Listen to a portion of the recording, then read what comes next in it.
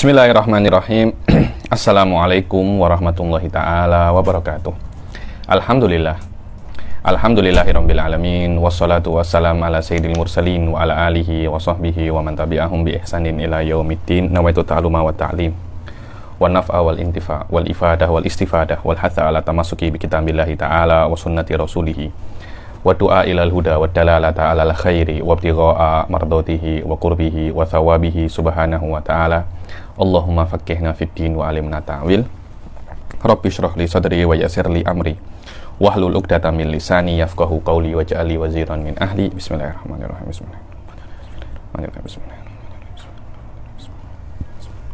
Alhamdulillah. Alhamdulillah kita jumpa lagi di kelas ke-13 dan kelas terakhir insyaallah daripada kitab Aqidatul Awam ini. Dan alhamdulillah ya, nih kita menyelesaikan kitab Aqidatul Awam kita di penghujung kelas ini, dan semoga kelas ini dan kitab ini, daurah ini diberi berkah oleh Allah Subhanahu wa taala. Langsung saja.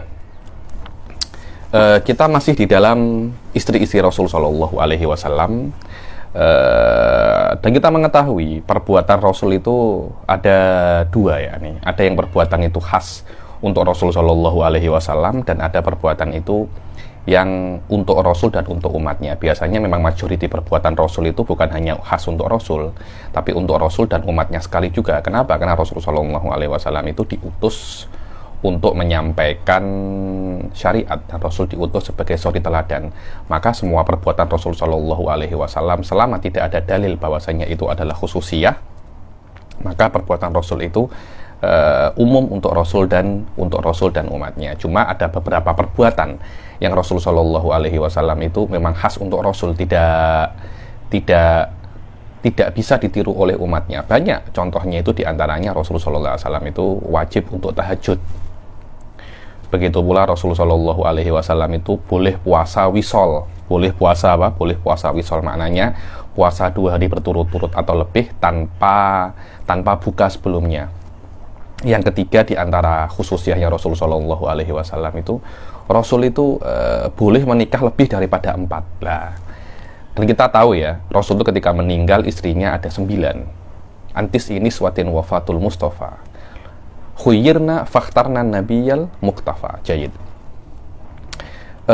Disinilah tempat yang paling banyak diserang oleh para orientalis, para liberal, para ateis, menyerang Rasul Shallallahu Alaihi Wasallam tentang bahwasanya Rasul itu istrinya lebih daripada 9, menandakan bahwasanya Rasul Shallallahu Alaihi Wasallam itu orang yang syahwani. Makna syahwani itu nafsunya besar. Mungkin kalau bahasa sekarang mungkin apa dibilang, mungkin seperti hiperseks atau apa, hal-hal semacam itulah. Dan hal-hal semacam ini dijawab oleh para ulama yang mengatakan bahwasanya apa yang kalian tuduhkan kepada Rasulullah Shallallahu Alaihi Wasallam itu tidak benar. Apa itu? Akan ada 3 jawaban daripada Sayyid Muhammad untuk menjawab tuduhan ini. Langsung saja kita baca. Wa taradha ba'dul mustasyrikin wal masihiyyin ala ta'addudi zawjatihi sallallahu alaihi wasallam wa tahamuhu bi annahu kana rajulan syahwaniyan. Dan sebagian orientalis dan orang Nasrani menuduh bahwasanya Rasul itu seseorang yang syahwatnya besar karena banyak istrinya. Wa hasya lillahi an yakuna kadzalik. Dan mustahil Rasul itu buat semacam itu ya nih. Mustahil, karena kita itu meyakini bahwasanya Rasul itu adalah makhluk yang paling mulia, makhluk yang paling sempurna. Macam mana yang paling sempurna yang syahwatnya paling tinggi? Kan mustahil semacam itu. Fa innahu laisa lidafi'in syahwani bal lihikamin wa agradin minha. Karena Rasul Shallallahu Alaihi Wasallam itu menikah banyak bukan karena Rasul itu mempunyai nafsu yang tinggi yang tidak bisa disetelkan oleh 1 atau 2 orang wanita, akan tetapi ada hikmah-hikmah di baliknya yang Rasul itu memang oleh Allah diperintahkan untuk menikah lebih daripada 1. Apa hikmah di baliknya itu? Yang pertama adalah untuk membantu dakwahnya. Untuk membantu apa? Untuk membantu dakwahnya. Sekiranya hal yang paling mempermudah Rasul untuk berdakwah itu agar Rasul itu mempunyai apa?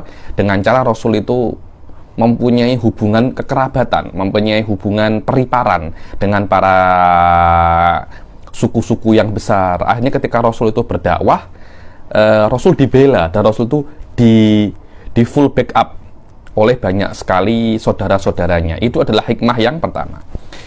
An yujada bainahu sallallahu alaihi wasallam wa baina ashabihi wa kibaru qaumihi silatun qawiyah. Yakni hubungan antara Rasul dan para sahabatnya bukan hanya hubungan sahabiyah, bukan, akan tetapi hubungan yang lebih kuat, yaitu hubungan qarabah, hubungan kekerabatan, dan ini hubungan yang paling kuat yakni biwasitatil musaharah hatta yasula alaihi ittisaluhum fi qadaya mukhtalifah, agar Rasul itu mudah untuk berhubungan dengan mereka di banyak sekali case ya. Tapi kalau hubungannya hanya hubungan sahabiyah saja, tidak sekuat hubungan yang sahabiyah dan kekerabatan. Akhirnya nak cakap beberapa hal mungkin sedikit susah, tapi kalau hubungannya periparan mudah saja. Kenapa? Karena finihayah ini adalah kerabat.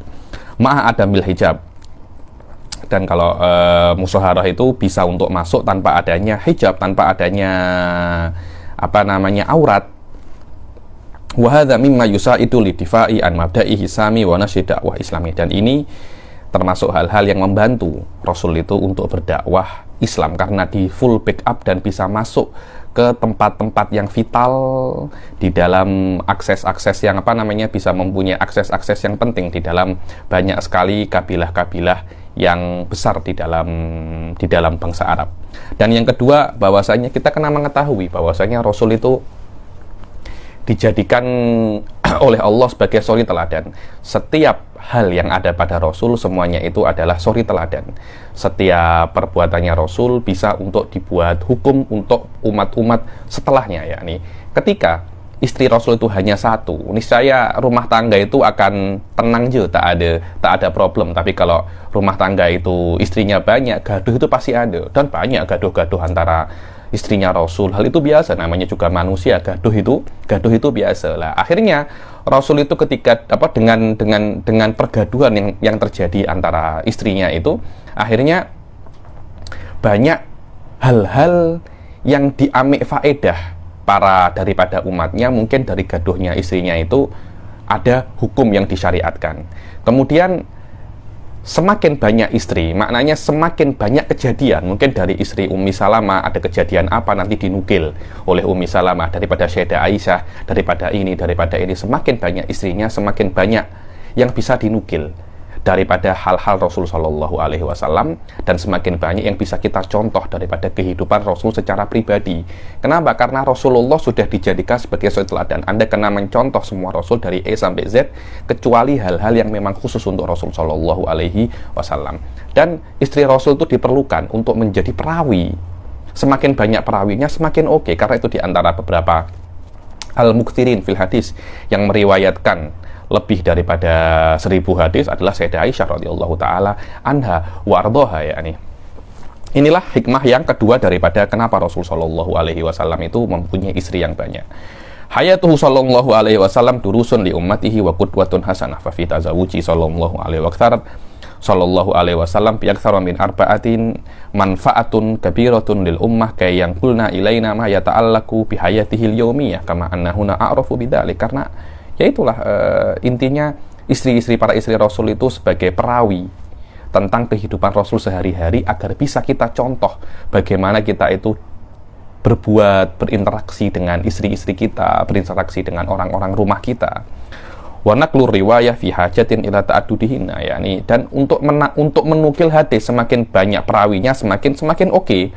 Fakam min haditsin jaa ilaina minhunna wa bidzalika na'rifu ahkaman tata'allaqu bi hayatihil manziliyah wal mu'asyarah zaujiyah wal ghusl wal haid wan nifas. Bilang berapa banyak hukum-hukum yang bisa diambil daripada para istri Rasul, yakni, dan berapa banyak para istri Rasul itu menukil hukum-hukum yang berkaitan tentang keseharian Rasul. Begitu pula hukum mandi setelah berjima, hukum haid, hukum nifas. Walaupun ini untuk orang-orang biasa adalah sebuah rahasia keluarga, tapi untuk Rasul kita kena mencontoh. Kenapa? Karena Rasul memang diciptakan untuk dicontoh. Apa yang dibuat Rasul kepada istrinya, ketahuilah itu adalah hal yang paling sempurna yang Anda lakukan terhadap para istri Anda. Wa ma ila dzalik fa kunna a'wanan lahu sallallahu alaihi wasallam alal qiyam bima akramahullahu bihi min tablighi risalah wa ada'il amanah wa ta'limil muslimina dinahum. Dan para istri Rasul itu adalah pembantu Rasul Shallallahu Alaihi Wasallam di dalam, bukan pembantu di dalam melakukan tugas-tugas rumah, bukan itu, pembantu di dalam melakukan tugas risalah, melakukan tugas kerasulan, yaitu apa? Menyampaikan hukum. Semakin banyak yang membantu Rasul untuk menyampaikan hukum, maka Rasul akan semakin kuat. Inilah hikmah di antara apa namanya, kenapa istrinya Rasul itu banyak. Begitu pula hikmah yang ketiga adalah Rasul Shallallahu Alaihi Wasallam itu nak tolong mereka. Kenapa? Karena majority istri-istri Rasul itu adalah janda. Ketika janda, mungkin janda dicerai atau janda suaminya itu meninggal, maka mereka itu banyak yang tidak terurus. Karena itu Rasul itu menikahi mereka untuk menolong mereka, untuk memberi nafkah mereka. Kalau tak dinikahi oleh Rasul, mungkin tak ada yang mengurus mereka. Yakni maknanya Rasul Shallallahu Alaihi Wasallam itu cinta kepada para janda untuk menolong mereka. Bukan seperti kita. Mungkin kalau kita orang-orang sekarang ini dibilang kalau apa namanya, nah dekati janda itu banyak yang dikatakan apa, modus. Kalau orang-orang Indonesia cakapnya modus saja itu. Rasul Shallallahu Alaihi Wasallam tidak, karena pure hanya untuk menolong mereka, untuk bersedekah kepada mereka, untuk memberi nafkah mereka. Dan ini sebagai contoh bagi kita bahwasanya kalau Anda nak menolong orang lain, itu Anda kena pure untuk niat untuk menolong, jangan untuk apa namanya, jangan menolong janda nanti saya nak tolong ini agar saya boleh nikahi ini. Itu sebenarnya tak ada masalah, tapi memang kena benar-benar melakukan tugas sebagai seorang suami. Menikah itu bukan hanya menurut saya, bukan hanya jima, senang, selesai. Bukan hanya seperti itu, tapi pernikahan adalah tanggung jawab. Ketika Anda menikahi seorang perempuan, maknanya Anda kena bertanggung jawab terhadap perempuan ini, dunia dan akhirat, dia dan anak-anaknya dia. Inilah yang dilakukan oleh Rasul Shallallahu Alaihi Wasallam. Yang ketiga adalah aktsaru zaujatihi Shallallahu Alaihi Wasallam muslimatun qabla an yakunna tahtahu Shallallahu Alaihi Wasallam wa qad faraqna azwajahunna fali ajli alla tata'attal hayatuhunna wa tadahunna Rasul Shallallahu Alaihi Wasallam li riayatihinna. Dan ada hikmah yang keempat itu, Syekh Bilal, guru saya di dalam mantik, alhamdulillah Al-Fakir, pernah belajar beberapa kitab dengan Syekh Bilal An-Najjar. Yani dulu ketika sebelum saya pulang dari Jordan, hari-hari terakhir saya di Jordan itu, saya sempat menghatamkan bab paling susah di dalam Syamsiyah mantik dengan beliau pada rumah beliau, yaitu bab yang berkaitan tentang mukhtalitot. Ketika beliau itu berbicara di situ, beliau menyinggung tentang bahwasanya hikmah Rasul Shallallahu Alaihi Wasallam itu menikahi banyak sekali perempuan. Anda jangan tengok itu adalah perempuan, tapi Anda tengok dari background perempuan tersebut. Anda tengok 9 istri-istri Rasul Shallallahu Alaihi Wasallam itu semuanya mempunyai background yang berbeza. Ada yang janda itu tak punya anak, ada janda yang punya anak satu, ada janda yang dicerai, ada janda yang mati, ada dare, ada yang macam-macam. Nanti ada yang anaknya orang besar, ada yang anaknya orang biasa. Semua itu adalah sebuah cara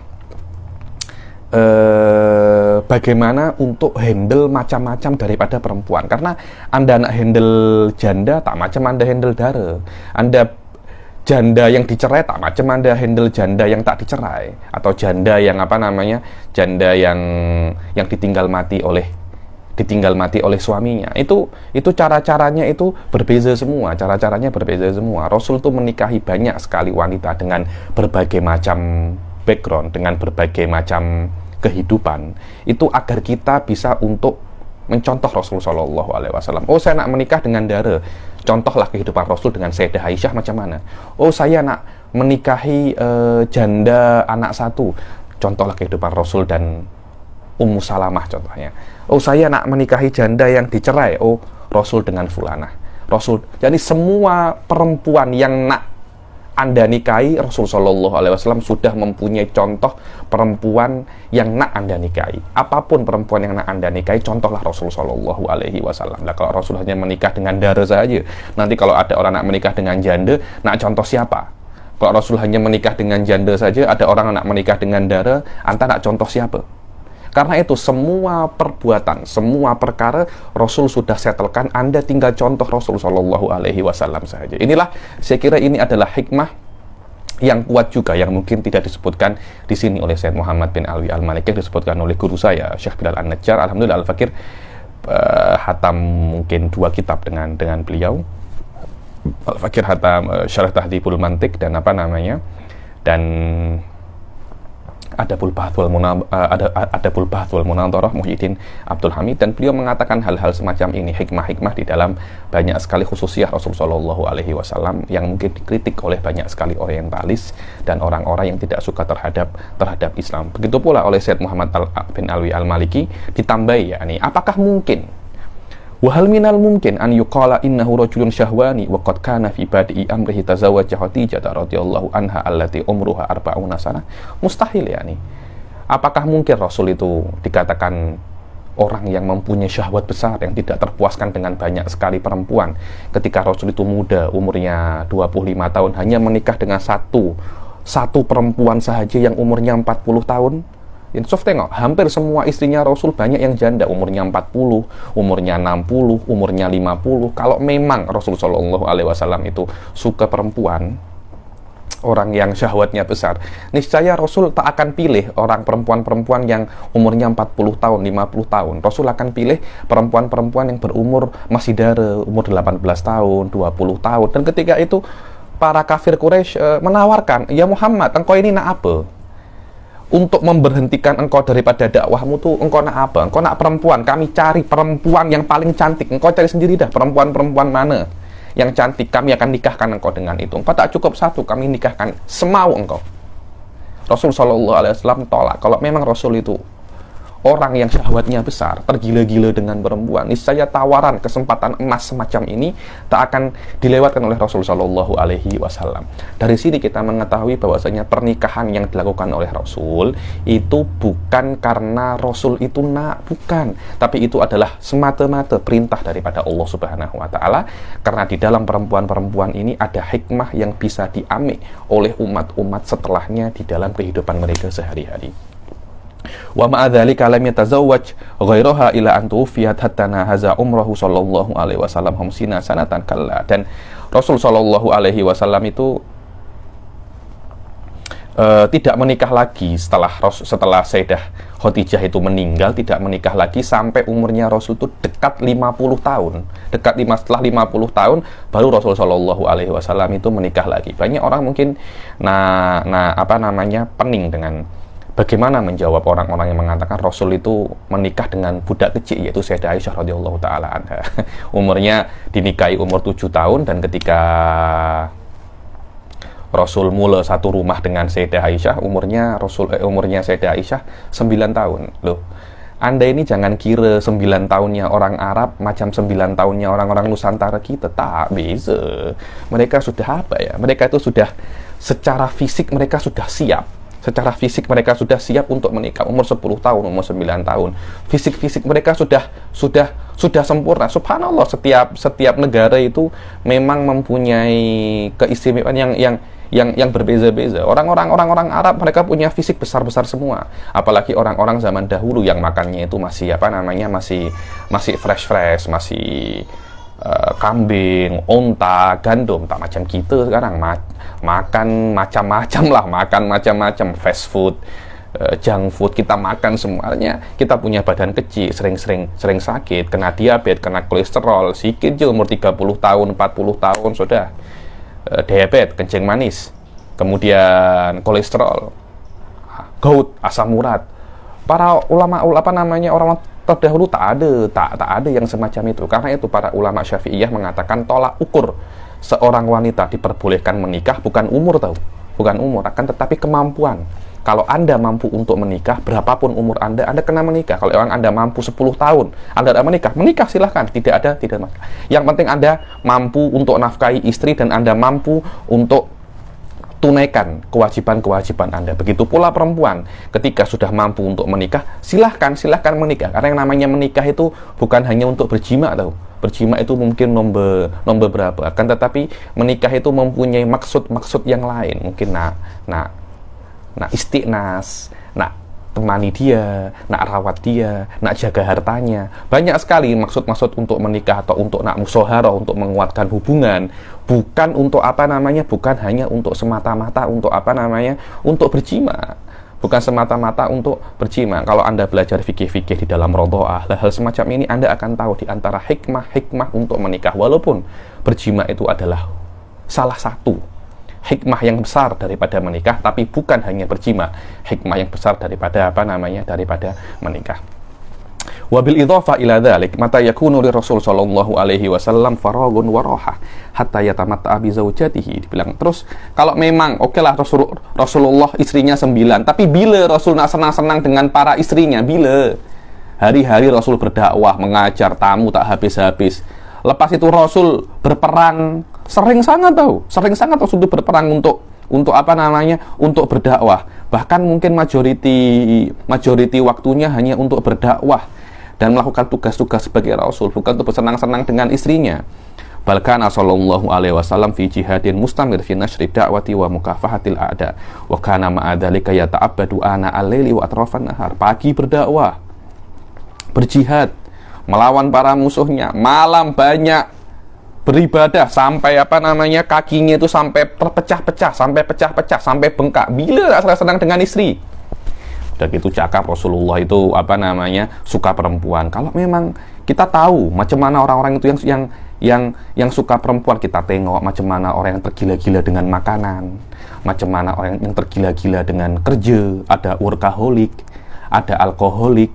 Kita tahu macam mana orang-orang yang tergila-gila dengan game, hari-hari main game, pagi game, siang game, malam game. Kita tahu orang yang tak boleh lepas daripada alkohol, kita tahu orang yang tak boleh lepas daripada kerja, setiap hari bekerja. Kita tahu bagaimana orang yang tergila-gila dengan ilmu. Kita juga tahu bagaimana orang yang tergila-gila dengan perempuan. Rasul Shallallahu Alaihi Wasallam dengan kehidupan seperti itu, mustahil itu orang yang dikatakan tergila-gila dengan perempuan. Kehidupannya tidak macam seperti yang disifati. Yang kita tahu Rasul Shallallahu Alaihi Wasallam itu meluapkan dan menggunakan semua waktunya hanya untuk berdakwah kepada Rasulullah, hanya untuk berdakwah kepada Allah Subhanahu Wa Taala. Walam tushghilhu kathratu zaujatihi an ibadati rabbih wal qiyam bi wajibatir risalah wan nuhud bi aba'i dakwah wal jihad fi sabilillah. Banyak istrinya itu tidak menghalangi tugas-tugas Rasul sebagai nabi. Tetap walaupun istrinya banyak, tetap tugas nabi dilakukan 100%. Hakadha lina'lama annahum yaftaruna alaina al-kadhiba wa laysa dhalika fi hadzal majal fahasab bal lahum syattal majalat allati yudrijuna fiha mabadi'ahumul haqidah tidur Rasul sallallahu alaihi wasallam wa ummatil islamiyah. Begitulah kita mengetahui bagaimana mereka itu berbohong kepada kita, dan bukan hanya di dalam masalah ini saja, tapi di banyak sekali case-case mereka itu macam menyelipkan dan memasukkan asas-asas mereka yang rusak karena kehasutan mereka terhadap umat Islam untuk merusak umat Islam daripada dalam. A'mamuhu sallallahu alaihi wasallam wa ammatuhu, pakcik dan makcik Rasul sallallahu alaihi wasallam. Qala an-Nazim rahimahullah, Hamzatu ammuhu wa Abbasun kadza ammatuhu Safiyatun datuhtida.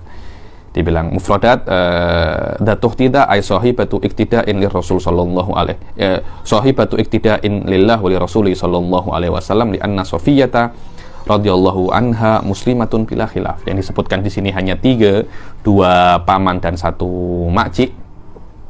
Itu karena 3 orang ini muslimah, muslim dan masuk Islam bila khilaf. Terutama Sayyidah Safiyah masuk Islam tanpa khilaf. Asyarah a'mamun Nabi sallallahu alaihi wasallam 12 wahum.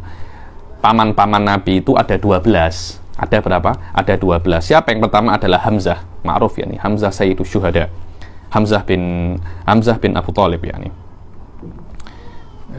Hamzah bin Abdul Muttalib, maaf. Wa ummuhu Halah bintu Uhaib wa huwa ammu sallallahu alaihi wasallam wa akhuhu fir radha'ah wa arda'atuhuma Thuwaibah.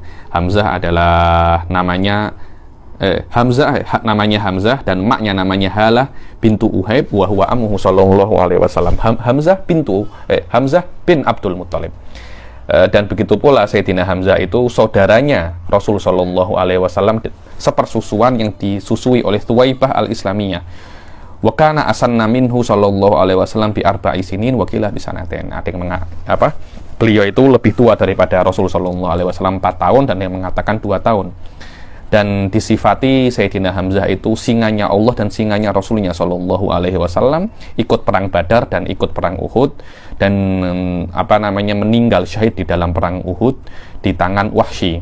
Dan didapati pada saat itu beliau itu terluka sekitar 80 lebih luka yang ada pada tubuhnya, di antara sabetan pedang dan tusukan tombak dan lemparan panah. Wajah fil hadis annahu sayyidu syuhada qala sallallahu alaihi wasallam sayyidu syuhada indallah yaumal qiyamah Hamzah bin Abdul Muttalib, rawahul Hakim an Jabir wa Tabrani an Aliyin, hadisun sahih. Dan ada yang hadis mengatakan bahwasanya Sayyidina Hamzah bin Abdul Muttalib ini sayyidu syuhada, penghulu dan raja daripada para syuhada, yakni daripada para syuhada, yang hadis diriwayatkan oleh Hakim bahwasanya sayyidu syuhada di sisi Allah pada hari kiamat adalah Hamzah bin Abdul Muttalib. Yang pamannya yang nomor 2 adalah Abbas bin Abdul Muttalib, dan emaknya adalah Qailah. Maknanya emaknya Sayyidina Abbas dan Sayyidina Hamzah berbeza. Qailah bintu Hayyan kana asghara a'mamihi. Sayyidina Abbas ini yang paling muda daripada pakcik-pakciknya Rasul Shallallahu Alaihi Wasallam, dan lebih tua daripada Rasul 2 atau 3 tahun.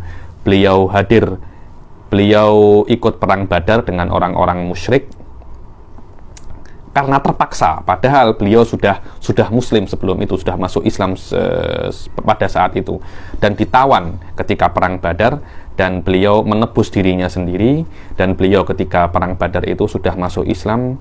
Dan ketika perang Badar sudah masuk Islam, maknanya beliau itu membantu orang-orang musyrik karena terpaksa saja. Dan beliau menyembunyikan keislamannya karena perintah Rasul Shallallahu Alaihi Wasallam. Dan Rasul Shallallahu Alaihi Wasallam menyuruhnya untuk tinggal di Mekah untuk menjadi spy, untuk memata-matai orang-orang kafir dan mengirim kabar-kabar tentang orang kafir kepada Rasul Shallallahu Alaihi Wasallam. Wa ma adhara islamahu illa yaumal fath. Dan Sayyidina Abbas bin Abdul Muttalib tidak menampakkan Islamnya kecuali hari Fathu Mekah.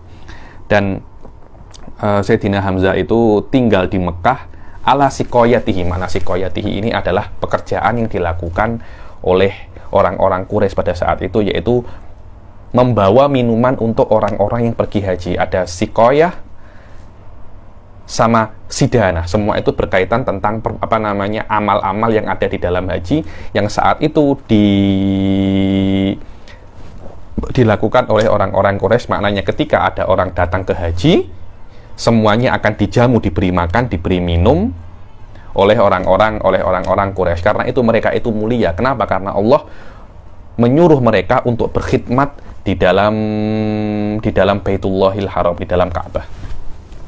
Wa kana yanfa'ul mustad'afina bi Mekkah. Dan Sayyidina Hamzah itu Sayyidina Abbas itu banyak sekali membantu orang-orang yang lemah di Mekkah. Dan wabihi yathikun, yakni dan dengan orang-orang yang lemah lah dia itu percaya. Wa Rasulullah Shallallahu Alaihi Wasallam anhu radin wa hadara yauma Hunain. Dan Rasulullah ridha kepada Sayyidina Abbas dan hadir perang Hunain, dan meninggal tahun 32 Hijriah dan umurnya 88 tahun, dan disolatkan oleh Sayyidina Utsman bin Affan radhiyallahu taala anhu. Pamannya yang ketiga adalah Abu Thalib wa ummuhu Fatimah bintu Amr ibn Abid. So, mak-maknya berbeza semua kan. Wa hiya ummu Abdillah abi Rasulillah sallallahu alaihi wasallam. Maknanya Abu Thalib dan ayahnya Rasul Abdullah itu emaknya sama, maknanya saudara kandung. Wa qadalla sallallahu alaihi wasallam fi kafalatihi mundu an kana min athaminah min umrihi hatta kabura. Dan Rasul sallallahu alaihi wasallam di dalam kafalahnya, di dalam asuhannya Abu Thalib, mulai umurnya 8 tahun sampai Rasul sallallahu alaihi wasallam itu besar. Dan beliau itu membela Rasul sallallahu alaihi wasallam dengan pembelaan yang sangat dahsyat sekali daripada serangan orang-orang Quraisy. Dan yang keempat adalah Abu Lahab. Wa ummuhu Lin bintu Hajir. Emaknya Abu Lahab adalah Lin bintu Hajar. Hajir, mungkin bukan Hajar, bintu Hajir, ayahnya apa namanya, atuknya Abu Lahab namanya Hajir. Summiya Aba Lahabin li isyraqi wajhihi. Dibilang Abu Lahab itu dinamakan Abu Lahab karena wajahnya itu musyrik. Makna musyrik itu bercahaya yang sangat, yakni wajahnya sangat bercahaya, karena handsome sangat Abu Lahab itu. Dan kunyahnya adalah Abu Atabah, dan namanya Abdul Uzza. Wa huwa kafirun bin nasil Quran, kafir bin nasil Quran. Ini sebelum Abu Lahab mati tahu, Allah sudah mengatakan tabat yada Abi Lahab wa tab. Kalau seumpamanya Abu Lahab itu masuk Islam, niscaya Islam itu akan hancur. Benar, kenapa? Karena dari awal Allah mengatakan tabat yada. Kalau sampai Abu Lahab ini masuk Islam, dan ketika dia masuk Islam dia akan masuk surga, maknanya Al-Quran itu dusta. Tapi Allah tahu ini tidak akan masuk surga, dia tidak akan masuk Islam. Karena itu sebelum Abu Lahab ini meninggal, Allah sudah cakap, engkau tak akan masuk Islam, engkau akan di neraka. Dan ini diantara mukjizat Rasulullah SAW dengan makna mengetahui masa depan. Wa kana min asyaddihi mu'aradatan lidakwah islamiyah wa asabatul adasah faqatalahu. Dan Abu Lahab ini orang yang paling getol untuk menghalangi dakwah Rasulullah SAW, dan meninggal terkena penyakit adasah. Apa itu adasah? Al-adasah bi fathid dali al-muhmalah adasah bathratun tushbihul adasah takhruju fi mawati' min al-jasad. Bilang semacam bathroh, semacam bisul. Dia macam dia bisul sedikit besar tapi banyak. Ada di beberapa tempat, dan itu semacam taun, semacam wabah. Macam sekarang kan ada wabah corona. Lah di Arab itu ada wabah namanya adasah. Adasah itu kalau orang terkena itu dia akan ada terkena macam bisul-bisul yang banyak di dalam tubuhnya, dan itu menular. Dan itu menular sampai susah cara menular. Min jinsi ta'un taqtulu sahibaha wa kanat adatuhum an yatajannabu jifata man mata biha. Dibilang, dan adatnya orang Arab itu kalau ada orang terkena adasah, mereka tidak ingin untuk mendekati mayatnya.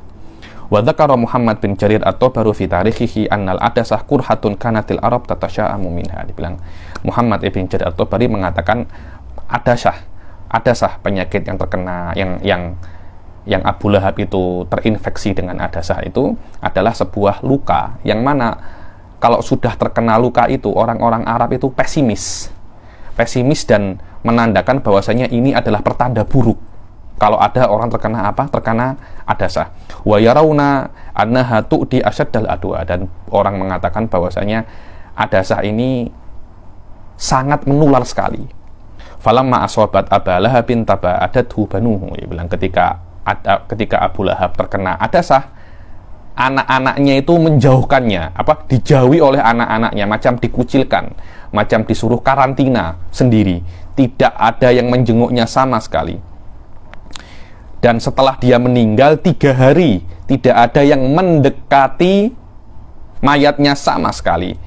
Walamma khafu subbata fi tarkihi, sampai ketika anaknya itu takut makian orang karena meninggalkan mayat ayahnya itu tidak dikubur, akhirnya anaknya itu menggali lubang kuburan di dekat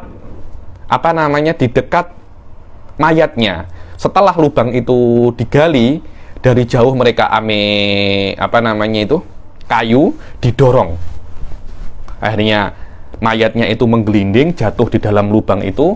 Terus bagaimana caranya mereka untuk menanam? Mereka lempar batu sampai tertutupi lubangnya dengan batu tersebut. Subhanallah, ini adalah takdir orang yang menghina Islam dan menghina Rasulullah SAW. Walamma khafu subbata fi tarkihi hafaru lahu khufratan qariban minhu thumma dafa'uhu fi tilkal hufrah bi alatin tawilah thumma qadafuhu bil hijarah min ba'idin hatta tawarah. Wa na'udzubillah.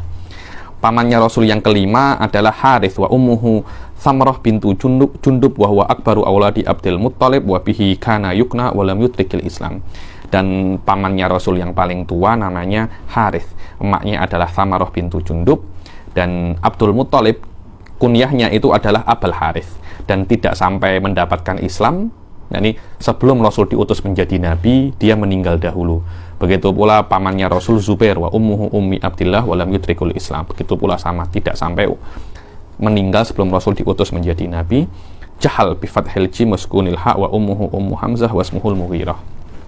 Yang kedelapan adalah Abdul Ka'bah, wa ummuhu ummi Abdillah wa lam yudrikul Islam wa lam yakun lahu nasal. Abdul Ka'bah ini tidak sempat mendapati Rasul setelah diutus dan tidak mempunyai keturunan.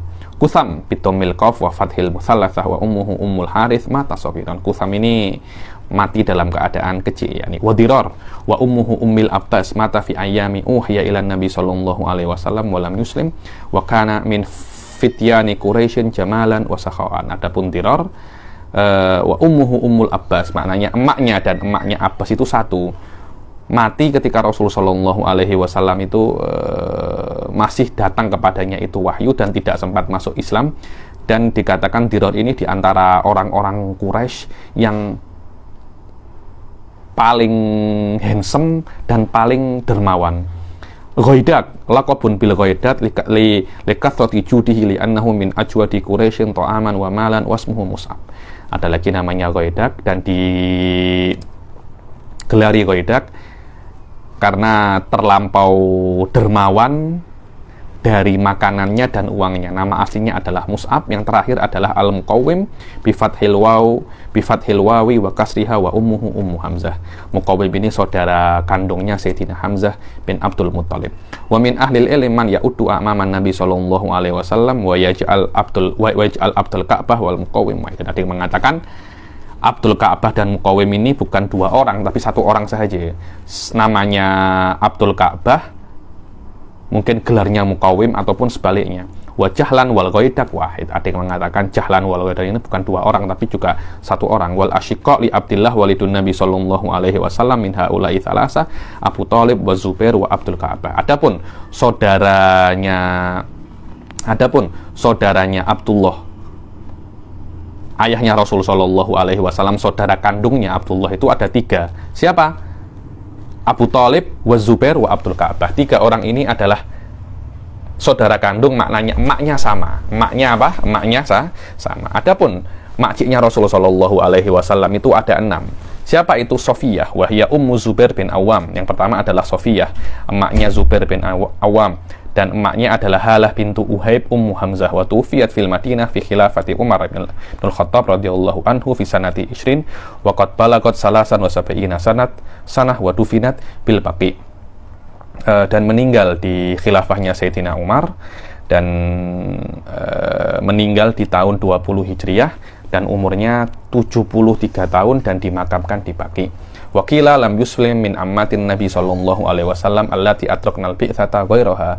Wakila bal aslamat aidan arwa wa atikah. Dikatakan tidak ada yang masuk Islam daripada makcik-makciknya Rasul yang sempat mendapati Rasul setelah diutus menjadi Rasul, kecuali Sofiyah ini. Dan ada yang mengatakan bahwasanya ada juga yang masuk Islam selain Sofiyah, yaitu Arwa wa Atikah. Yang kedua makciknya Rasul adalah Arwa, kemudian Atika, kemudian Ummu Hakim, kemudian Barrah, kemudian Umaymah. Wala khilafa fi adami islami hadi thalatha al-akhirah wa hadil khamsatul akhirah syaqiqatu Abdillah walidin Nabi sallallahu alaihi wasallam. Dan Ummu Hakim, Barrah, wa Umaymah tidak ada khilaf bahwasanya tiga orang ini tidak masuk Islam. Dan mulai daripada Arwa, Atika, Ummu Hakim, Barrah, wa Umaymah ini adalah saudari kandung daripada ayah Rasul Shallallahu Alaihi Wasallam. Jayyid jiddan. Sekarang kita masuk apa namanya Isra wal Mi'raj. Isra wal Mi'raj. Isra adalah perjalanan Rasul Shallallahu Alaihi Wasallam dari Masjidil Haram ke Masjidil Aqsa. Mi'raj adalah apa namanya perjalanan Rasul daripada Masjidil Aqsa ke Sidratil Muntaha. Wa qabla hijratin nabiyil Isra min Makkatin lailan li Qudsin yudra wa ba'da Isra'in urujun lis-sama hatta ra'an nabiyyu rabban kallama min ghairi kaifin wan hisarin waftarat alaihi khamsan ba'da khamsina farad.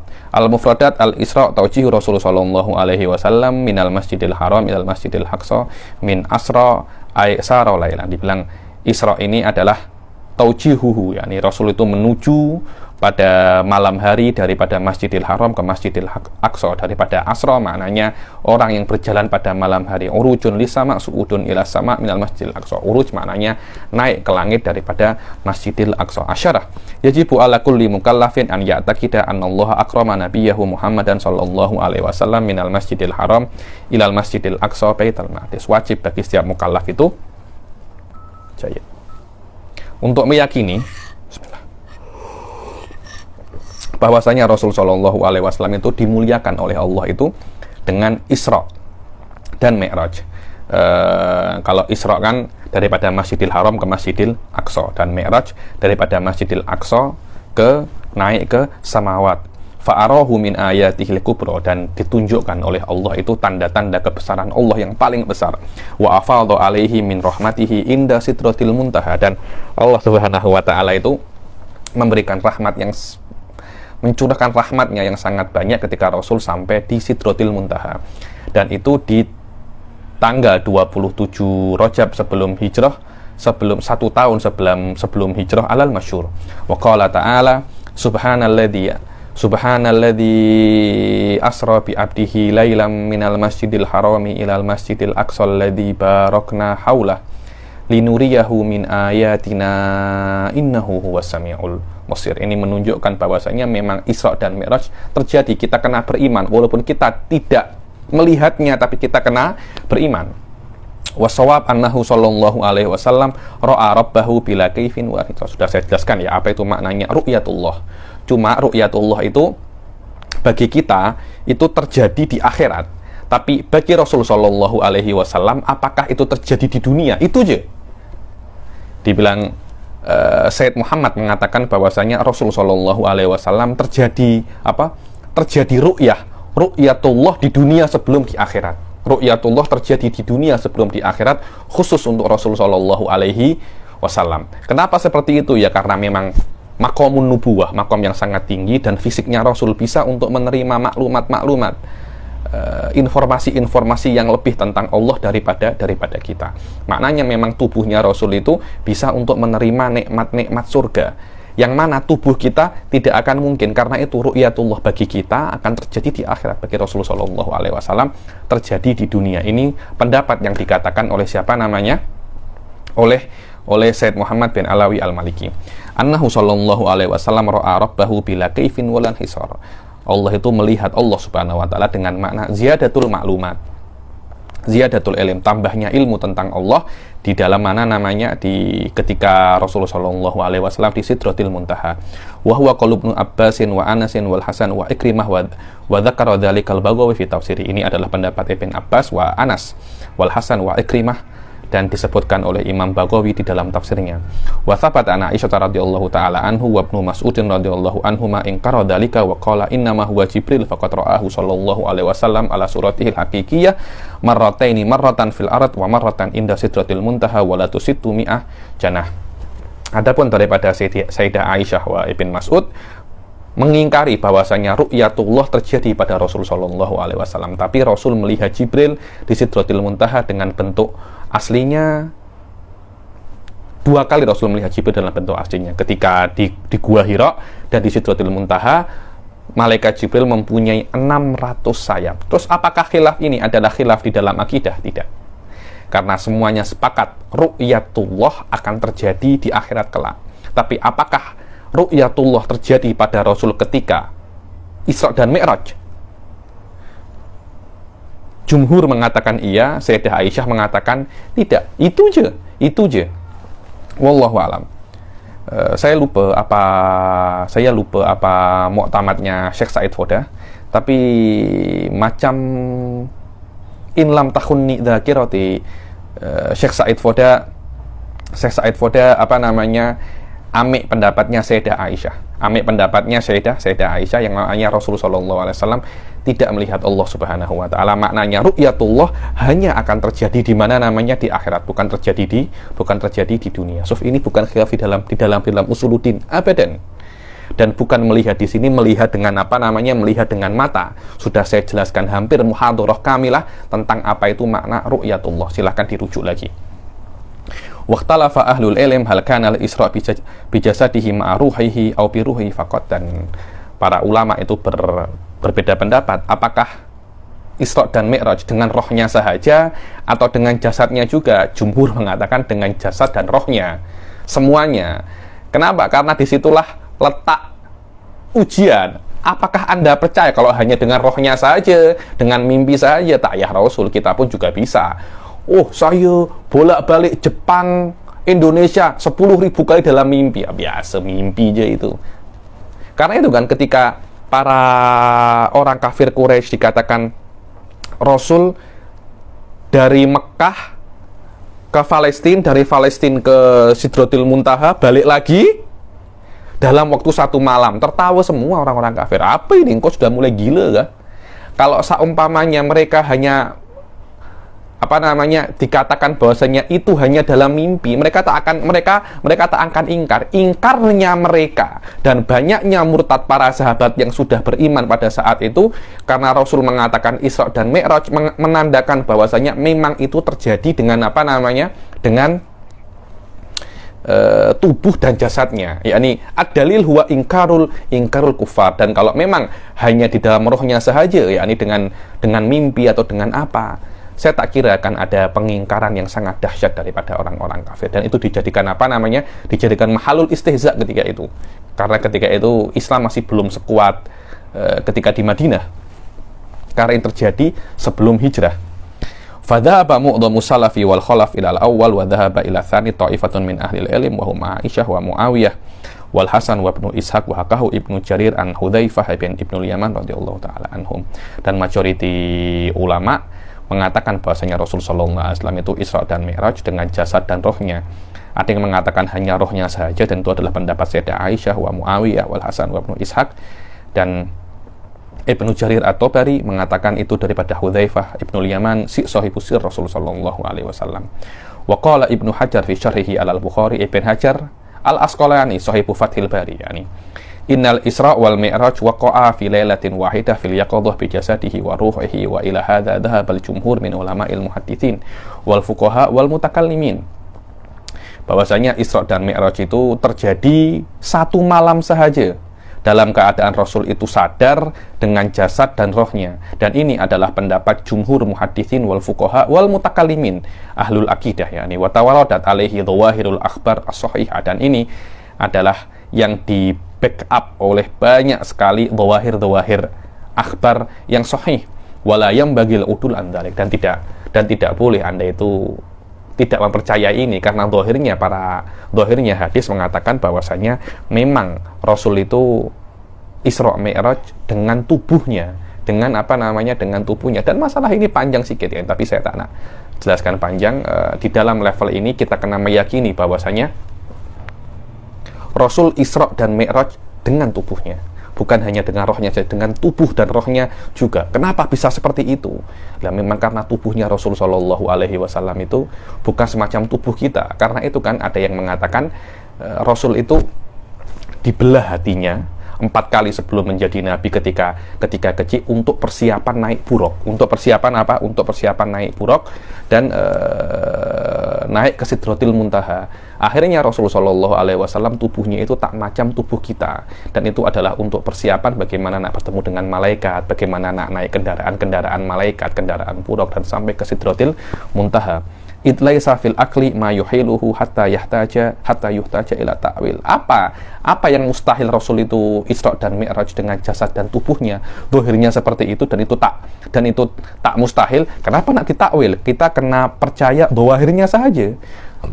Wa fi tilkal lailah faradallahu ala nabi sallallahu alaihi wasallam as-shalawatil khamsa fi yawmin fi kulli yawmin wa lailah wa dzalika ba'da murajaatihi ila maqamil munajah aktsara min marratin an takfifi khamsina salatan bi amri Musa alaihi salam. Ma'ruf ceritanya Rasul pada saat itu menerima perintah 5 kali salat 1 hari 1 malam, dan setelah Rasul meminta keringanan daripada 50, terus Rasul kembali kepada Allah di dalam maqamil munajah untuk meminta keringanan sampai berapa? Jadikan 5 kali salat 1 hari dengan perintah Nabi Musa alaihi salam. Walaisat qissatul Isra' wal Mi'raj min akli ru'yatillah wa munajati. kisahnya Isra dan Mi'raj ini bukan karena Allah itu Rasul nak munajat kepada Allah di Sidratil Muntaha, atau Rasul nak tengok Allah, di Sidratil Muntaha Rasul ingin ru'yatullah. Bukan itu maknanya. Kenapa? Karena munajat itu tidak harus di dalam Sidratil Muntaha. Bila Rasul nak munajat dimanapun, kalau Allah nak berikan ru'yatullah bagi Rasul dimanapun, tak ya ke Sidratil Muntaha, tidak ada masalah. Kama wahama dzalika ba'dun nas, seperti sebagian orang itu menyangka bahwasanya Isra dan Mi'raj itu hanya untuk munajat dan hanya untuk ru'yatullah sahaja. Wa inna makanat li'idhari ajaibi malakutillah wa ayatihil kubra lin Nabi sallallahu alaihi wasallam, itu yakunu dzalika mizatun lahu. Akan tetapi Isra dan Mi'raj itu untuk menampakkan tanda-tanda kebesaran Allah agar menjadi khususiyah untuk Rasulullah sallallahu alaihi wasallam, dan untuk menghibur Rasulullah sallallahu alaihi wasallam setelah meninggalnya Sayyidah Khadijah dan Sayyidina Hamzah bin Abdul Muttalib radhiyallahu taala anhuma wa ardhah. Qala ta'ala linuriyahu min ayatina, wa qala ta'ala laqad ra'a min ayati rabbihil kubra. Sof, tengok, Isra dan Mi'raj linuriyahu min ayatina, untuk kami tampakkan kepada Rasul sallallahu alaihi wasallam itu tanda-tanda kebesaran kami. Dan Rasul sudah melihat tanda-tanda kebesaran Allah yang paling besar.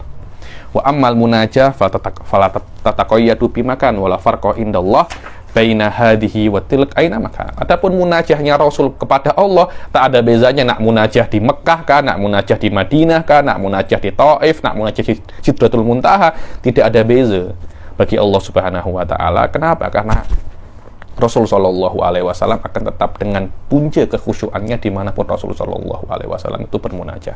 Famunajatu Sayyidina Muhammadin sallallahu alaihi wasallam inda Sidratil Muntaha wa Musa alaihi salam fi Taur Sina wa Yunus alaihi salam fi Batnil Hud kullu dzalika indahu ta'ala al haqqin sawa. Adapun maka munajahnya Rasul di Sidratil Muntaha dan munajahnya Sayyidina Isa di Gunung Tursina dan munajahnya Sayyidina Yusuf di dalam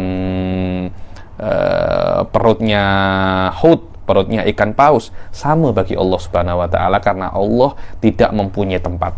Sebagian Wahabi itu meyakini mungkin kalau di dalam Sidratul Muntaha lebih dekat daripada Allah masafahnya, jaraknya lebih dekat. Ini karena mereka meyakini bahwasanya Allah itu bertempat dan tertempat di atas. Semakin Anda ke atas, semakin Anda dekat dengan Allah. Karena itu kan dekat dengan Allah itu bisa dimaknai menurut mereka dekat di dalam jarak.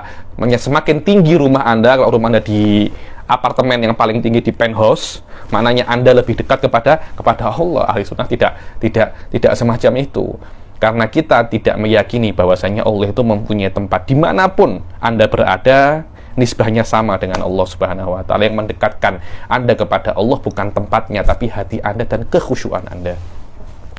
Wa qissatul Isra wal Mi'raj dakhilatun fi babil mu'jizat wa likulli rasulin mu'jizatun wa hiya amrun ta'abudiyyun yajibul imanu biha li'annaha fawqa mustawa uqulil bashar. Dan kisah Isra dan Mi'raj itu diantara mukjizat, dan setiap nabi itu punya mukjizat. Ketika ada mukjizat, Anda kena beriman.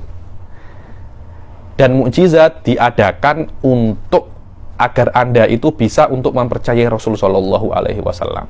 Dan mukjizat itu di atas level akal manusia lah. Ibarat ini saya tak setuju. Wallahu a'lam ya. Mungkin yang maksudnya fauqa uqulil bashar adalah orang nak buat tak boleh. Mungkin itu kalau saya nak takwilkan katanya Sayyid Muhammad.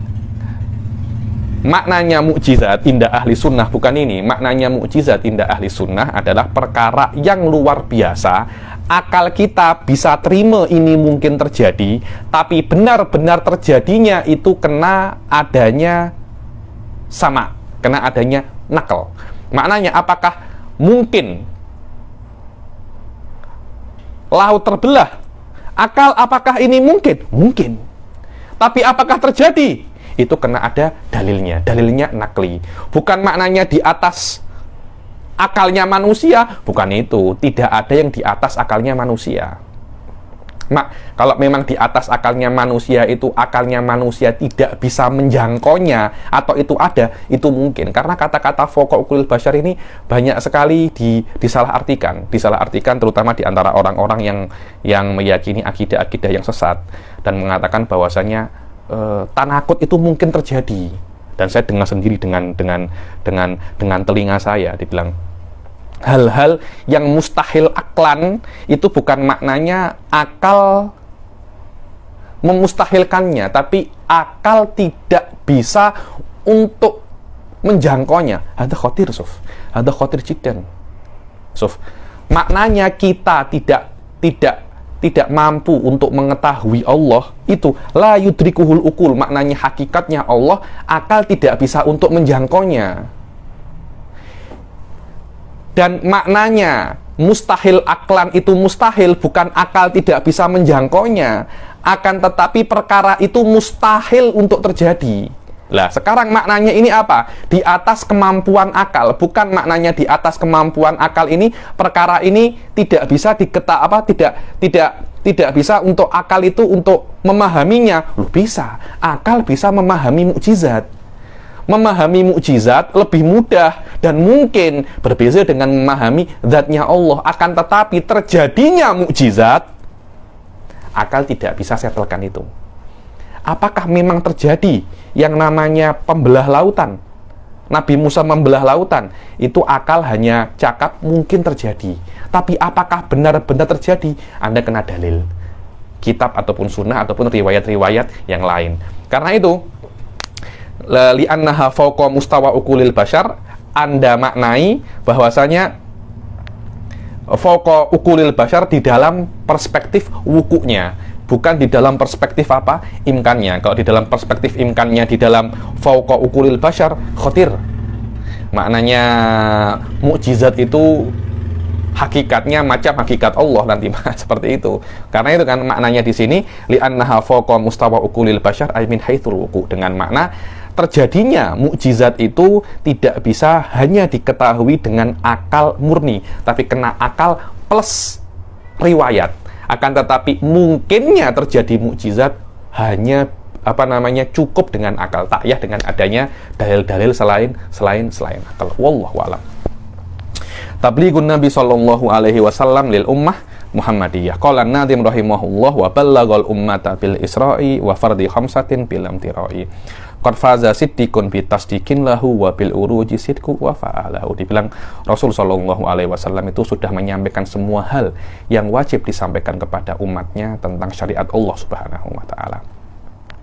Al-mufradat bil amtira' maknanya bila syak wafa ay wafaqah. Asyarah la syakka anna Nabi sallallahu alaihi wasallam qad ballagha ummatahu bi khabaril Isra'i wal Mi'raj wa faridatas shalawatil khams. Tidak ada yang ragu bahwasanya Rasul itu sudah menyampaikan tentang masalah Isra dan Mi'raj dan dengan tentang case bahwasanya Allah itu mewajibkan kepada umat itu 5 salat 5 waktu. Wa dzalika fi sabihati lailatil Isra fartadda nasun mimman kanu amanu bihi wa saddaquhu. Dan itu ketika Rasul itu Isra dan Mi'raj malam, pagi langsung dikabarkan kepada para sahabatnya. Orang-orang macam tak percaya. "Hah? Engkau ulang-alik langit ke sini hanya satu malam kah?" Akhirnya Rasul sallallahu banyak orang itu murtad, orang tak percaya, dikira Rasul itu sudah gila. Akhirnya Rasul sallallahu alaihi wasallam untuk membungkam mereka itu oleh Allah ditunjukkan ada kafilah yang menuju daripada Palestina ke Mekah. Dibilang Rasul akan ada nanti kafilah yang menuju, dia bawa ini ditampakkan semua oleh Allah. Benar, setelah beberapa hari kafilah itu datang dan persis seperti apa yang disampaikan oleh Rasul sallallahu alaihi wasallam. Hampir banyak sekali yang murtad ketika itu, hanya Sayyidina Abu Bakar radhiyallahu taala anhu yang langsung mempercayainya. Dibilang, "Suf, kawanmu yakni Muhammad cakap macam ini. Awaqad qala dzalik?" Dia cakap macam itu kah? Iya. Saya percaya kepadanya walaupun dia lebih daripada itu. Jangankan cuma ulang-alik langit ke sini 1 malam, ulang-alik 1000 kali 1 malam pun aku juga akan percaya. Karena itu beliau digelari dengan apa? As-Siddiq, yang cepat percaya dengan dakwah Rasul sallallahu alaihi wasallam. Mimman kanu amanu wa saddaqu. Banyak sekali yang murtad dari orang-orang yang sudah beriman karena Rasul sallallahu alaihi wasallam mengatakan hal-hal yang mustahil datang, yang mana mereka itu tak boleh percaya ini. Iman mereka masih belum sampai di sini, tapi Allah menyuruh Rasul untuk menyampaikannya sebagai imtihan, sebagai ikhtibar, sebagai ujian. Apakah Anda benar-benar percaya terhadap Nabi ini atau tidak? Kalau memang Anda percaya terhadap Nabi, maknanya apapun yang dikatakan Anda kena percaya. Tidak boleh Anda pilih-pilih yang sesuai dengan Anda percaya, yang tak sesuai Anda tidak percaya. Tidak bisa seperti itu. Apapun yang dikatakan oleh Rasul, suka atau tidak suka Anda kena percaya. Hakadza kanal Isra ikhtibaran lahum. Qala ta'ala wa ma ja'alna ar-ru'ya allati araynaka illa fitnatal linnas. Dan kami tidak menjadikan apa yang engkau lihat di dalam Isra dan Mi'raj, kejadian-kejadian itu kecuali fitnah, kecuali ujian bagi manusia. Wa awwalu man saddaqa bidzalika Abu Bakar radhiyallahu anhu wa lidzalika yulaqabu bisiddiq. Faqad faza Abu Bakrin bitasdiqihi wa hakadza kana sya'nu wa hakadza kana sya'nuhu radhiyallahu anhu an yusaddiqa mubadaratan wa mubashatan fi kulli ma ja'a bihi Nabi sallallahu alaihi wasallam wa lam yahsul minhu waqfatun fi halil ahwal. Dan orang yang paling pertama percaya pasal kejadian Isra dan Mi'raj ini adalah Sayyidina Abu Bakar radhiyallahu taala anhu. Dan karena itulah dinamakan As-Siddiq, dan ini adalah kebiasaan Sayyidina Abu Bakar di setiap case, setiap apapun Rasul itu menghabarkan, tidak pernah Sayyidina Abu Bakar ini ragu sedikit pun, tidak pernah tarodat. Benar Pak ya? Tidak ada. Rasul cakap, iya, saya percaya. Tidak pernah ragu sedikit pun tentang kepercayaan terhadap Rasul sallallahu alaihi wasallam. Warawal Baihaqi bisanadihi an Aisyah radhiyallahu taala anha qalat lamma usriya bi Rasulillah sallallahu alaihi wasallam ilal Masjidil Aqsa asbaha yuhadditsun nasa bidzalik fartadda nasun mimman amanu bi wa saddaquhu wa sa'u bidzalika ila Abi Bakrin. Ketika Rasul sallallahu alaihi wasallam itu, riwayatnya Sayyidina Al-Baihaqi yang diambil daripada Sayyidina Aisyah radhiyallahu taala anha, ketika Rasul sallallahu alaihi wasallam itu diisrakan oleh Allah ke Masjidil Aqsa, dan setelah pulang Rasul cakap kepada para sahabatnya pasal itu, dan banyak orang-orang itu yang murtad, setelah beriman murtad lagi, dan datang cerita ini dibawa kepada Sayyidina Abu Bakar, berharap Sayyidina Abu Bakar pun juga murtad juga, karena Rasulullah sudah mulai cakap perkara-perkara yang sangat mustahil sekali.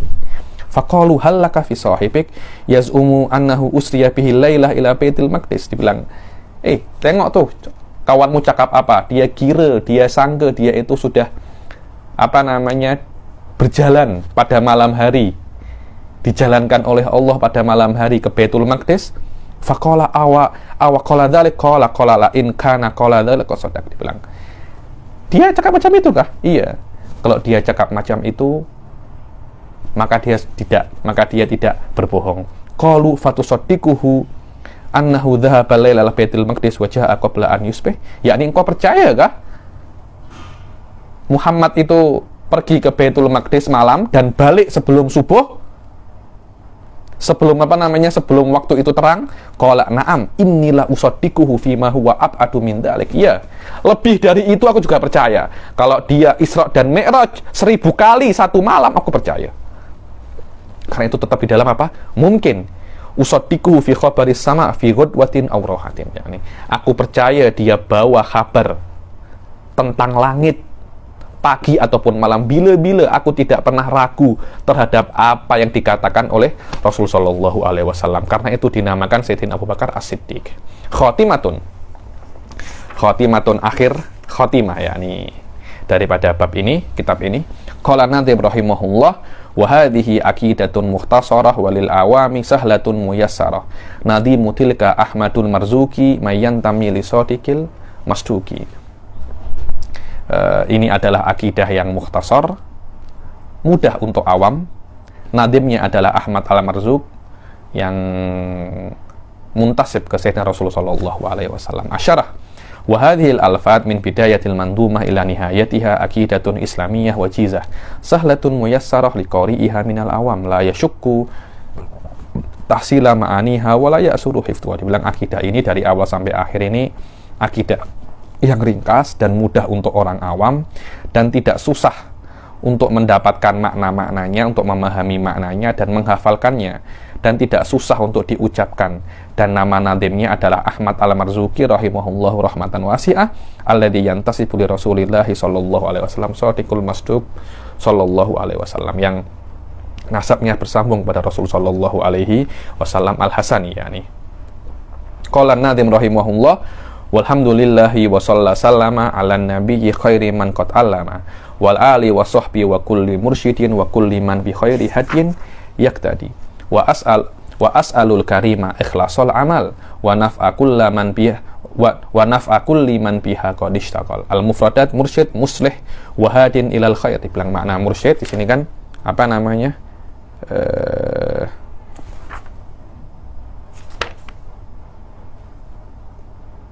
Wa kulli mursyidi apa?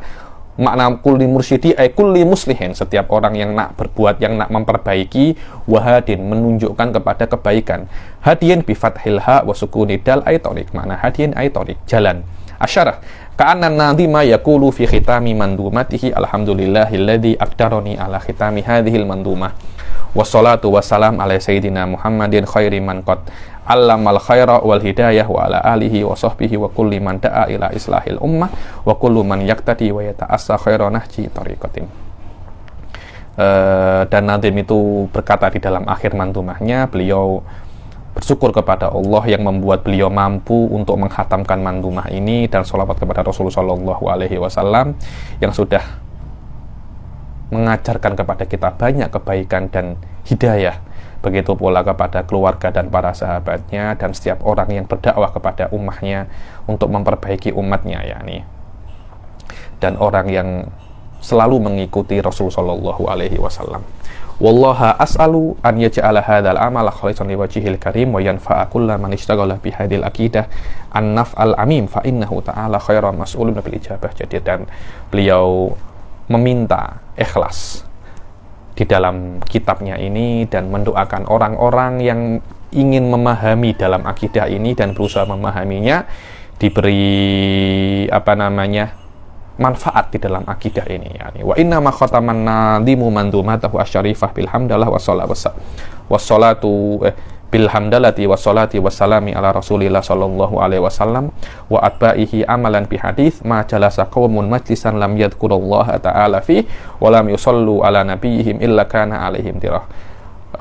Nadim mengakhiri mandumahnya dengan alhamdulillah dan salat wassalam ala Rasulillah. Begitu pula dengan para pengikutnya, karena ada hadis mengatakan tidak ada satu kaum pun yang duduk di dalam satu majelis dan di dalam majelis itu tidak disebut Allah Subhanahu wa ta'ala dan tidak sholawat kepada nabinya, kecuali majelis itu ada kekurangan. Maknanya kena diawali dengan alhamdulillah wassalatu wassalam ala Rasulillah, begitu pula diakhiri dengan alhamdulillah wassalatu wassalam ala Rasulillah. Diriwayatkan oleh Ahmad wa Tirmidzi wa tirah mithlu idah waznan ma'nahu an-naqas. Maknanya apa? Kekurangan. Qala an-Nadim abyatuha mayyizun bi addil jumali tarikhuha li hayyin hurrin jumali. Dibilang jumlah baitnya ini mayyizun dengan apa namanya? Adul jumal, dengan apa jumal yang abajadun hawazun itu. Saya tak terlampau pandai itu apa itu abajadun hawazun itu. Al-mufradat al-jummal bidomil jim wa tasydidul mim al-maftuhah kasukar ay hisabul jummal. Di dalam hisabul jummal jumlah baitnya itu dengan kata-kata mayizun. Wa huwa abajadun hawazun hatiyun ini. Asyarah iddatu abyati hadhil mandumah sab'ah wa khamsuna bi adadi hurufi mayizun min hisabil jummal. Dibilang jumlah bait ini berapa? 57 dengan huruf di dalam hisabul jummal, fal mim dengan 40 mim, ya dengan 10, wa z dengan 7. 10, 40 dan 7 berapa? 57. Wal majmu' sab'ah wa ishrun. Wa tarikhu nihayati kitabatiha fi sanati 80 wa 50 wa alaf wa mi'atain bi adadi hurufi li hayyu hurrin. Adapun beliau itu menulis selesai menulis mandumah ini di tahun berapa? 1258 dan dengan jumlah huruf li hayyu hurrin. Falam bithalathin, maka lam 30, ya dengan 10, ha dengan 8, ya dengan 10, ghain 1000, warra dengan mi'atain. Qala an-Nazim rahimahullah, samaituha aqidatal awami min wajibin fitini bitamami. Aku namakan akidah ini dengan apa? Aqidatul awam, dan ini adalah hal-hal yang wajib Anda ketahui untuk menyempurnakan agama Anda. Asyarah, summiyat hadhil mandumah aqidatal awam haitsu innaha ishtamalat alal aqaid ad-diniyah al-wajib ala kulli mukallafin fahiya min wajibid dinil islami bitamam. Akidah ini dinamakan akidah awam karena akidah ini di dalamnya itu terkandung apa yang hal-hal yang wajib diketahui oleh semua mukallaf, maka dia itu adalah yang wajib diketahui di dalam Islam dengan sempurna. Tamma bihamdillah walahul fadl wal minnah syarhu hadhil mandumah an-nafisa wa kanat bidayatu kitabatihi fi lailatil ahad 23 Rajab sanata alaf salasami'ah sab'ah wa tis'ain hijriyah al-muwafiq tis'a Yuliyu sanata alaf tis'ami'ah sab'in miladiyah bi raudatin Nabi sallallahu alaihi wasallam. Said Kiai Haji Ihya Ulumuddin mengatakan alhamdulillah sempurna penulisan mandumah ini, syarah mandumah ini, Jala'ul Afham ini, yang dimulai tanggal 23 Rajab tahun 1397 Hijriah, yang sesuai dengan 9 Juli tahun 1977 di dalam Raudhatun Nabi Sallallahu Alaihi Wasallam, dan selesai di malam Jumat 12 Sya'ban tahun 1397 Hijriah yang sesuai dengan 27 Juli tahun 1977 Masehi, yakni di Maqam Ibrahim alaihi salam biqalam Jami'ihil Abdul Fakir ila Maulahul Qadir Muhammad Ihya Ulumuddin ghafarallahu lahu wa liwalidayhi wa limasyayikhi wa li ahbabihi wa jami'il muslimin wa jazallahu ta'ala khairal jazaa anna syekhana wa ustadzana al-habib Muhammad bin Alawi al-Maliki alladhi haddabana wa addabana wa allamana wa rabbana wa syaja'ana ala da'wah wal irsyad wa ta'lif hatta kharaja hadal kitab bi hadha syakal wa namatil maqbul. Beliau berterima kasih terhadap gurunya Syekh Muhammad bin Alawi al-Maliki yang sudah mendidik beliau dan mengajarkan beliau. Ini adalah sebuah rasa terima kasih, ya, adab kepada guru-guru kita yang sudah mengajari kita. Kena banyak berterima kasih, kena mendoakan beliau. Wa sallallahu ala sayyidina Muhammadin wa ala alihi wa sahbihi ajma'in. Subhana rabbika rabbil izzati amma yasifun wa salamun ala mursalin walhamdulillahi rabbil alamin. Wa ala hadhihi niyyah wa ala kulli niyatin salihah wa khususan ila rusatina Rasulillah Muhammad bin Abdillah wa ala alihi wa sahbihi wa dzurriyyatihi wa khususan ila ruh Sayyid Muhammad bin Alawi al-Maliki anallah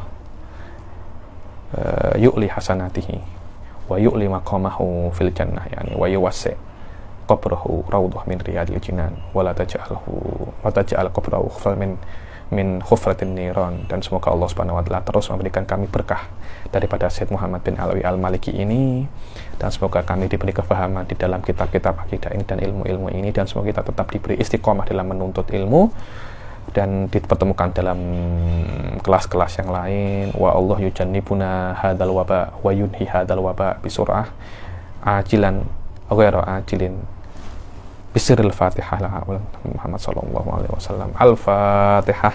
Bismillahirrahmanirrahim. Alhamdulillahirabbil alamin arrahmanir rahim. Maliki yaumiddin. Iyyaka nasta'in ihdinas siratal mustaqim siratal ladzina an'amta 'alaihim ghairil maghdubi 'alaihim waladdallin. Amin. Sebelum saya akhiri ini, saya berterima kasih terhadap para tolabah yang sudah sabar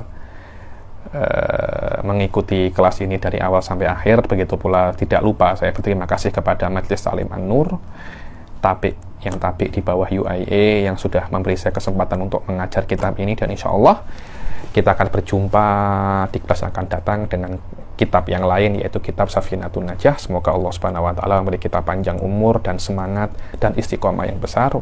Amin amin ya rabbal alamin. Wabillahi taufiq wal hidayah wa ridha wal inayah. Assalamualaikum warahmatullahi taala wabarakatuh.